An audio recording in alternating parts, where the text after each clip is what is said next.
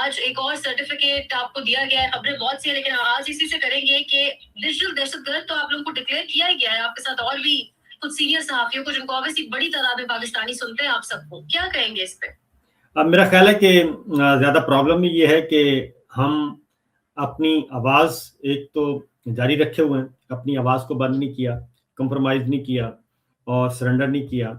آئین پاکستان, جمہوریت اور بنیادی انسانی حقوق کی ہم ایک آواز بلند کر رہے ہیں. قانون کی حکمرانی چاہتے ہیں, آئین کی بالادستی چاہتے ہیں, آزاد عدلیہ چاہتے ہیں, آزاد میڈیا چاہتے ہیں, اور پاکستان میں ویسی ہی ہم جمہوریت چاہتے ہیں, آزادیاں چاہتے ہیں جیسے ترقی یافتہ ملکوں میں ہیں, اور وہ تمام آزادیاں اور تمام حقوق چاہتے ہیں جو کہ آئین پاکستان نے پاکستان کے عوام کو, ہم سب کو دیے ہیں, اور جو ایک خاص طور پہ ایک سپر ایلیٹ ہے جو کہ اپنے آپ کو قانون سے ماورا سمجھتی ہے, آئین سے بالادست سمجھتی ہے, اور عدالتوں کو کچھ نہیں سمجھتی, اداروں کو مسمار کر رہی ہے, آئین شکن ہے. وہ ساری کی ساری جو اشرافیہ, جو ایلیٹ ہے, اور اس کو ہم چیلنج کر رہے ہیں, اور ان کے آگے ہم ایک دیوار بنے ہوئے, کیونکہ پاکستان میں اس وقت صورتحال یہ ہے کہ 4.25 سال سے ایک بدترین قسم کی رجیم چینج آپریشن سے لے کے اب تک فسطائیت برپا ہے, اور جتنے بھی اقدامات ہمارے فسطائی حکمرانوں نے اب تک اٹھائے ہیں اور جو فیصلے کیے ہیں وہ سب کے سب ان کو الٹے پڑ گئے ہیں. پاکستان کے عوام میں ان کی پذیرائی نہیں ہے, وہ قبول کرنے کے لیے تیار نہیں ہے.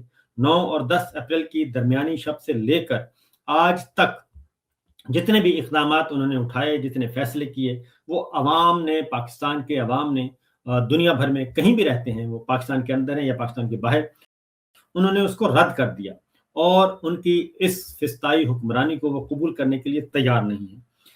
یہ سارے معاملات ہیں, اور اسی کے لیے سب کو سزائیں سنائی جا رہی ہیں, اور اس میں پاکستان میں جتنے بھی اس وقت پولیٹیکل ورکرز ہیں, سینکڑوں لوگ جو ہیں وہ فوجی عدالتوں سے سزا یافتہ جیلوں میں گل سڑ رہے ہیں, سیاسی رہنما جیلوں میں گل سڑ رہے ہیں, ان کے بنیادی انسانی حقوق معطل کیے ہوئے ہیں.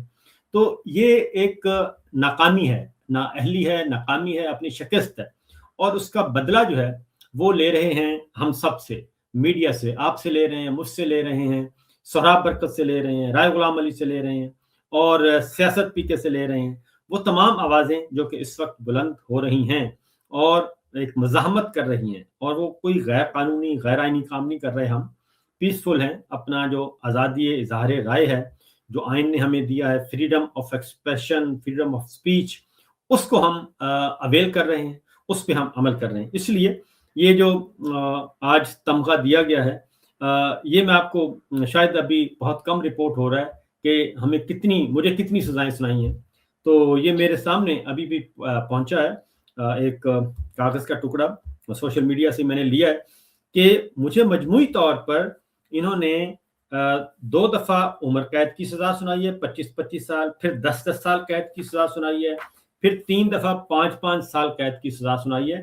تو یہ مجموعی طور پر تقریباً 85 سال مجھے سزائے قید سنائی ہے. اور اس میں ایک فرسودہ, بے بنیاد, جھوٹا مقدمہ, ایک 9 مئی جو شیطان کی آنت کی طرح ان کے ہاتھ میں لگا ہوا ہے. یہ ان کا 3 سال پورے کے پورے انہوں نے اپنے اس 9 مئی کے جو ہے وہ بیانیہ بنانے میں انہوں نے سارے کے سارے ضائع کر دیے. پورا ٹینور جو ہے ان کا ضائع ہو گیا, لیکن یہ ٹس سے مس پاکستان کے عوام نہیں ہو رہے اور وہ نہیں مان رہے. صابر صاحب, انٹرسٹنگلی, کیونکہ آپ کو پتا ہے آئین اور قانون تو ہے نہیں, آپ تو 9 مئی کو پاکستان میں تھے بھی نہیں, اور جو پلانرز ہیں ان کی اکارڈنگ, جو پلانرز ہیں ان کو 10 سال, اور آپ لوگوں کو عمر قید, مطلب. اور پھر طاہر عباس سپرہ صاحب جہاں کسی کو ریلیف نہیں دینا ہوتا وہاں وہ فیصلہ سنا دیتے ہیں. تو دیکھیں نا, طاہر عباس سپرہ صاحب کی اپنی مجبوریاں ہیں, اور مجھے 1 ہفتہ پہلے ہی اس بات کا اندازہ ہو گیا تھا, مجھے پیغام آ گیا تھا کہ آپ کو 2 تاریخ کو سزا سنائی جائے گی. تو میں نے کہا چلیں ٹھیک ہے, کوئی مسئلہ نہیں ہے, جو ہوتا ہے وہ ہو رہا ہے. اور میں نے پھر بتا بھی دیا اپنے دوستوں کو کہ بھئی مجھے آپ لوگ 2 جنوری کو آپ لوگ سزائیں سنا رہے ہیں, تو یہ ذرا میرے پاس تفصیلات آ چکی ہیں. تو معاملہ یہ ہے کہ سپرہ صاحب ہوں یا باقی دیگر جج صاحبان ہوں, ان کو ذرا تھوڑا سا سوچنا چاہیے کہ آتے ہیں آپ کے پاس احکامات آ رہے ہیں, لکھے ہوئے فیصلے آتے ہیں, اور آپ سزا سناتے ہیں. میں حیران ہوں اس پہ کہ 85 سال قید مجھے سزا سنائی گئی ہے. میں اس پہ ہنسی آ رہی ہے کہ ایک جرم میں 25 سال، پھر دوسرے جرم میں 25 سال، پھر 10 سال، پھر 10 سال، اور پھر آگے 5 سال 3 دفعہ. تو یہ ایک مذاق ہے، مذاق کے علاوہ اور کچھ بھی نہیں ہے. اور میں تو میں تقریباً 22-24 اپریل کو میں نے پاکستان چھوڑا تھا، عمرہ کرنے کے لیے نکلا تھا اللہ کے گھر. اور وہیں پہ تھا کہ میرے اور ارشد شریف کے خلاف کوئی 5 FIRs انہوں نے درج کر دی تھی. کیونکہ پہلے جو ہم وکٹمائز کیا ہے، جنہوں نے 2 جرنلسٹوں کو کیا تھا، شہید ارشد شریف کو اور مجھے. اور بلوچستان کے دور دراز علاقوں میں FIR درج ہوئی، اور سندھ کے دور دراز علاقوں میں FIR درج ہوئی. اور شہید ارشد شریف جو ہیں وہ قتل کر دیے گئے. اور میں بھی اگر کسی چھوٹے موٹے ملک میں ہوتا تو میرا بھی یہی انہوں نے کرنا تھا. لیکن اللہ تعالیٰ کا شکر ہے کہ اللہ تعالیٰ نے رکھا ہوا ہے، محفوظ رکھا ہوا ہے، اور اس کے لیے ہم اسی کو غنیمت جانتے ہوئے اپنا فرض بھی ادا کر رہے ہیں. لیکن صابر صاحب، آپ نے کہا کہ آپ محفوظ جگہ کے اوپر ہیں، یہی سے بات کو آگے بڑھاتے ہیں. آپ لوگوں کو تو سزائیں سنا دی گئی ہیں، آپ میں سے بہت ساروں کو پاکستان بھیجا رہا ہے، اس حوالے سے بھی کوششیں تیز کی. لیکن شہزاد اکبر پر ایک ہفتے میں دوسرا حملہ، اب دیکھا جائے تو تیسرا قاتل حملہ ہے ان پر، لیکن ابھی ایک ہی ہفتے میں دوسرا حملہ. تو یہ تو کچھ فشی لگ رہا ہے. برطانوی ایجنسیز کیا اتنی بے خبر ہے؟ میرا خیال ہے کہ جی اس پہ انویسٹیگیشن تو ہو رہی ہیں، اور میرا اپنا اندازہ ہے کہ یہ معاملہ گورنمنٹ آف پاکستان کے لیے مصیبت بنے گا. کیونکہ شہزاد اکبر صاحب پہ تیسری اٹیمپٹ ہوئی ہے، اور ایک ہفتے کے اندر 2 دفعہ ہوئی ہے. اور جو یہاں کرنے والے کریکٹر ہیں وہ باز نہیں آ رہے. اور یہ چیز جو ہے از خود برطانیہ کے اندر بھی ایک بہت بڑا سوال بن چکا ہے، اور برطانوی پولیس کے لیے بھی، اور برطانوی اداروں کے لیے بھی، اور برطانوی گورنمنٹ کے لیے بھی.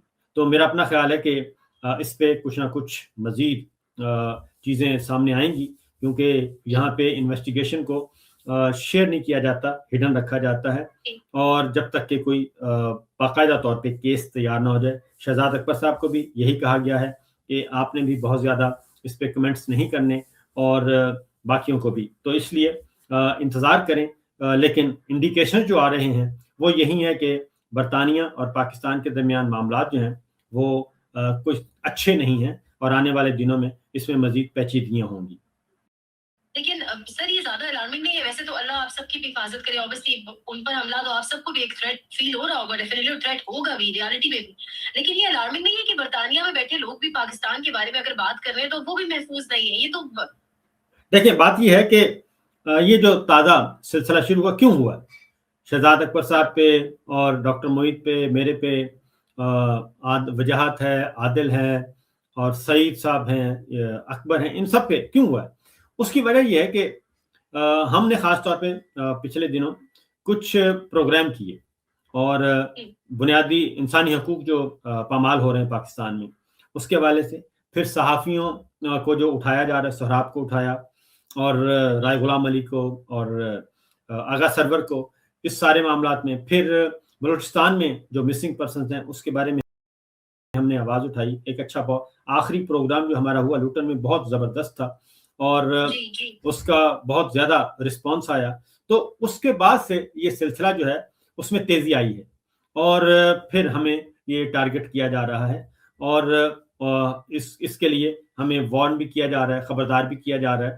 تو بنیادی بات یہی ہے کہ وہ کہتے ہیں کہ جی آپ یہ کام نہ کریں، یہ کام چھوڑ دیں. اور خاص طور پہ انسانی حقوق کی تنظیمیں بہت زیادہ جو ہے وہ رپورٹس تیار کر رہی ہیں، برطانیہ میں بھی، یورپ میں بھی، اقوام متحدہ میں بھی. تو یہ چیزیں جو ہیں وہ یہ تو چلے جائیں گے، ہمارے حکمران جو ہیں انہوں نے تو فارغ ہو جانا ہے. تو یہ سارے کا سارا ملبہ جو ہے یہ پاکستان پہ گرے گا، ریاست پاکستان پہ گرے گا. ہم پہلے بھی بڑی مشکل سے فیٹف سے نکلے ہیں، اور ہمارے دشمن جو ہیں وہ بالکل نظریں گاڑ کر بیٹھے ہیں. تو یہ چیزیں کوئی اچھی نہیں ہیں پاکستان کے لیے. ہم تو ایک انڈیویجولز ہیں، اور آج ہیں کل نہیں ہوں گے. لیکن یہ جو مقدمات تیار ہو رہے ہیں، یہ چارج شیٹ ہے، یہ ریاست پاکستان کے خلاف یہ خود تیار کروا رہے ہیں. سر ایک جانب کی ساری سچویشن اور دوسری جانب ایک آرٹیکل، آپ obviously کل سے جو اس آرٹیکل نے دھوم مچائی ہوئی ہے، اور اب تو زرین نظامانی کے والدین کی جانب سے بھی کلیریفیکیشن، اب آپ بھی جانتے ہیں، وضاحت دلوائی گئی ہے اس معاملے میں. دیکھیں وہ پنجابی میں کہتے ہیں جی جو تیر کمانوں نکل گیا، اب وہ تو تیر تو نکل چکا ہے، اس لیے یہ کالم آیا تھا، اور یہ اگر رہتا ایکسپریس ٹریبیون کے پیج پہ تو کوئی مسئلہ نہیں تھا. جب انہوں نے ڈیلیٹ کروا دیا، کیونکہ وہ کہتے ہیں کہ جو چور جو ہوتا ہے اس کو پہلے سے پتہ ہوتا ہے، اس کے وہ کہتے ہیں داڑھی میں تنکا. تو ان کا مسئلہ یہی ہے کہ جب یہ آرٹیکل شائع ہوا، ایک نوجوان کی ایک فیلنگز تھی تو رہنے دیتے، لیکن چونکہ ان کا مسئلہ ہے کہ یہ سارے کے سارے معاملات ان کو سوٹ نہیں کرتے، اور جب انہوں نے دیکھا کہ یہ تو سارے کا سارا جی ہمارے خلاف ہی ہے، سارے کا سارا ملبہ، اور جس کی وجہ سے یہ انہوں نے یہ سارے کا سارا کیا، اور جب ڈیلیٹ کروایا تو اس کے بعد ہم نے دیکھا کہ معاملات ان کے ہاتھ سے نکل گئے، اور وہ جو آرٹیکل ہے وہ اس وقت ملینز میں جا چکا ہے، اور کئی لاکھ لوگ جو ہیں وہ اس کو پڑھ چکے ہیں، شاید کروڑ سے بھی زیادہ کی تعداد ہے. تو از خود ان کی جو حرکتیں ہیں، کیونکہ مشی بھائی ہیں، ایک احمد بھائی ہیں، اور ایک واجد بھائی ہیں، ایک فیصل بھائی ہیں، یہ جو 4 بھائی ہیں مل کے اسٹریٹجی تیار کرتے ہیں، یہ ان کی ساری کی ساری میڈیا اسٹریٹجی جو ہے وہ ساری کی ساری فلاپ ہو چکی ہے. ساری کی ساری اسٹریٹجی فلاپ ہو گئی ہے. اب دوسری جانب جو مین اسٹریم میڈیا ہے اس کے اوپر باقاعدہ طور پہ جب سے 8 فروری کا سنا ہے انہوں نے کہ 8 فروری کو کوئی احتجاج ہو سکتا ہے، لوگ نکل سکتے ہیں باہر، تو کل تو رانا ثناء اللہ صاحب نے یہ تک کہہ دیا ہے کہ اگر 8 فروری کے حوالے سے لوگ باہر نکلتے ہیں یا کوئی بھی نکلتا تو ہم ان لوگوں کو اٹھائیں گے، یعنی بالکل اسٹریٹ اوے کھلم کھلا. تو یہی بنیادی بات یہی ہے کہ اصل میں ہوا یہ ہے کہ ان کی 3 سال کی جو بیلنس شیٹ ہے، 3.25 سال کی مجموعی طور پر اور 3 سال کی ہمارے فیلڈ مارشل کی جو بیلنس شیٹ ہے، اس بیلنس شیٹ میں جو ان کا ایک فلسفی یہ لے کے آئے تھے، سو کالڈ فلسفی، کہ ہر آرمی چیف آتے ہیں، ہر رجیم آتی ہے، وہ ایک ساتھ ایک ڈاکٹرائن لے کے آتے ہیں. تو یہ لے کے آئے تھے پاور ڈاکٹرائن، طاقت کا استعمال، کہ آپ نے طاقت اتنی استعمال کرنی ہے، لاٹھی گولی کی سرکار، اور کہ بس کوئی اٹھنے نہ پائے، کوئی سر نہ اٹھانے پائے. تو یہ انہوں نے پورے 3 سال استعمال کر کے دیکھ لی، اور ان 3 سالوں میں ان کو 1 انچ بھی، 1 رتی بھر بھی فائدہ نہیں ہوا، بلکہ مزاحمت بڑھ رہی ہے. اور مزاحمت بڑھتی بڑھتی یہاں تک پہنچ چکی ہے کہ جو 8 فروری 2024 کو رزلٹ آیا، وہی رزلٹ جو ضمنی الیکشن ہوئے اس میں آیا. اب یہاں تک کہ یہ اصل میں یہ الیکشن چوری جو 8 فروری کا ہوا ہے اس کو یہ بچانا چاہتے ہیں، کیونکہ یہ ایک غداری ہے، ایک آئین شکنی ہے جو انہوں نے کی ہے، پورے کا پورا مینڈیٹ چوری کر کے. اب اس کے لیے مریم صاحبہ کی پیٹیشن، مہر شرافت کی پیٹیشن خارج ہوئی ٹیکنیکل گراؤنڈز پہ، کہ جی وہ دستخط نہیں تھے، وہ کاغذ صحیح نہیں لگا ہوا تھا، حالانکہ ان کے اپنے وہ الیکشن ٹریبیونل کے ریٹائرڈ جج لگائے ہوئے ہیں. وہ چاہتے تو میرٹ پہ ڈسکس کر سکتے تھے، میرٹ ڈسکس نہیں کیا، کیونکہ میرٹ ڈسکس کر نہیں سکتے، فارم 45 ان کے پاس ہے نہیں. نواز شریف صاحب کی پیٹیشن، ڈاکٹر یاسمین راشد کی پیٹیشن خارج کی ٹیکنیکل گراؤنڈز پہ کہ ڈاکٹر یاسمین راشد کے دستخط نہیں تھے. اب ان کی حالت تو یہ ہے. پھر جسٹس جہانگیری صاحب کو فارغ کیا کہ انہوں نے اسلام آباد کے 3 حلقے کھول لیے تھے، اور ان کو اس بنیاد پہ فارغ کر دیا. کمشنر راول پنڈی لیاقت چٹھا صاحب اس وقت بھی راول پنڈی کے ایک ذاتی عقوبت خانے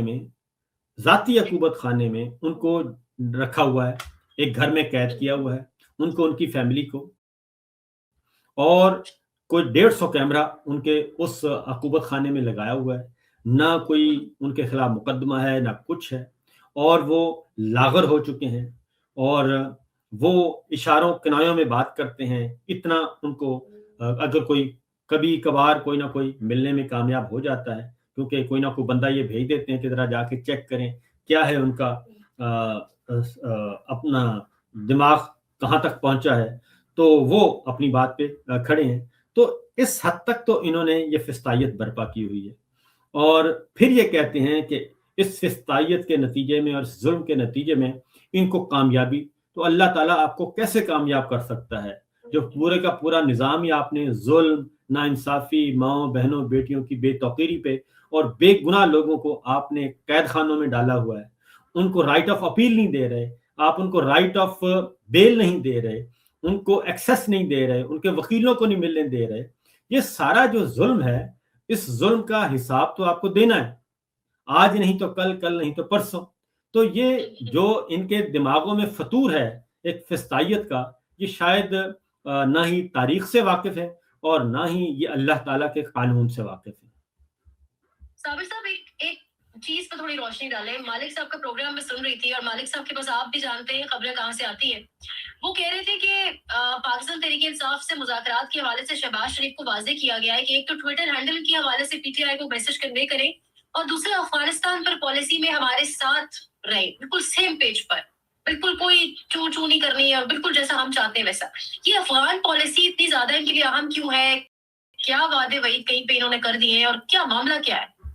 بات یہ جی کہ 45 سال سے آپ نے افغانستان کو بیچا ہے، افغان پالیسی کو بیچا ہے، اور اس افغان پالیسی سے پہلی بار اختلاف کیا تھا زین نورانی صاحب نے، اور محمد خان جنیجو صاحب کے وہ وزیر مملکت برائے خارجہ تھے، اور محمد خان جنیجو صاحب نے بھی ضیاء الحق صاحب کی اس افغان پالیسی سے اختلاف کیا.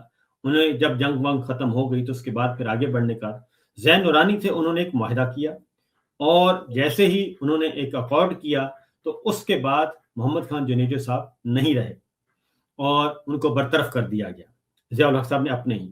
تو یہ سلسلہ وہاں سے شروع ہے. افغان پالیسی کیا ہے؟ اب جو تازہ ترین ہے، پچھلی تو ایک ہسٹری ہے، اب تازہ ترین کیا ہے؟ تازہ ترین یہ ہے کہ ایک یہاں پہ جنگ شروع کی جائے، اور جنگ شروع کرنے کا مطلب ہے کہ سی پیک کو روکنا ہے. سی پیک کو، بیلٹ اینڈ روڈ انیشیٹو، جو روڈ ہے، تجارتی راہداری، تجارتی گزرگاہ، اس کو روکنا ہے. یہ پریشر ہے. اگر ہم سادہ زبان میں اس کی تشریح کریں تو یہ سادہ زبان میں، سادہ الفاظ میں یہ ہے. اب افغانستان کے ساتھ اگر ان کی جھڑپیں ہوتی ہیں تو کیونکہ جو بیلٹ اینڈ روڈ ہے یہ آگے پاکستان سے داخل ہوگا، گوادر سے آگے جائے گا، یہ تو ہے بحری روٹ. زمینی راستہ جو ہے، کیونکہ میں اتفاق سے انٹرنیشنل کانفرنس تھی ازبکستان میں، تاشکند میں، عمران خان صاحب بھی اس میں تھے اور اس میں باقی ہمارے فوجی قیادت بھی تھی. اس میں ایک فیصلہ ہوا تھا کہ اب یہ جو ایک ریلوے لائن بچھانی تھی پاکستان، افغانستان اور آگے سینٹرل ایشین سٹیٹس، اور سی پیک کا بھی وہ حصہ بن گیا. سی پیک یعنی کہ سی پیک ایک تو یہ Pakistan China Pakistan economic corridor ہے، آگے پھر افغانستان کے ساتھ بھی چائنا انگیج ہو چکا ہے، اور وہ بھی سینٹرل ایشین سٹیٹس میں یہ تجارتی روٹ جو ہے اس کو لے کے آگے بڑھنا چاہتا ہے، ریلوے ٹریک کے ذریعے بھی اور بائی روڈ بھی. کیونکہ آگے جو سینٹرل ایشین سٹیٹس ہیں وہ لینڈ لاکڈ ہیں، ان کے ارد گرد کوئی نہیں ہے جی، سمندر نہیں ہے، تو ان تک وہ پہنچنا چاہتے ہیں، اور پھر آگے جائیں گے تو رشیا آ جائے گا.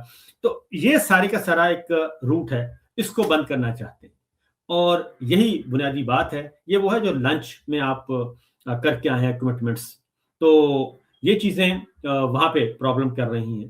تو بنیادی اگر آپ سمجھیں افغانستان کی لڑائی، تو پاکستان کے عوام جو ہیں، خاص طور پہ پختون عوام، وہ اب کب تک قربانیاں دیں گے جی بیچارے؟ کب تک اپنے گھروں کو کریں گے، بے گھر ہوں گے اور یہ سارا کچھ کریں گے؟ بلوچستان میں آپ نے طاقت کا استعمال کر کے دیکھ لیا، تو یہ ایک سلسلہ چل رہا ہے.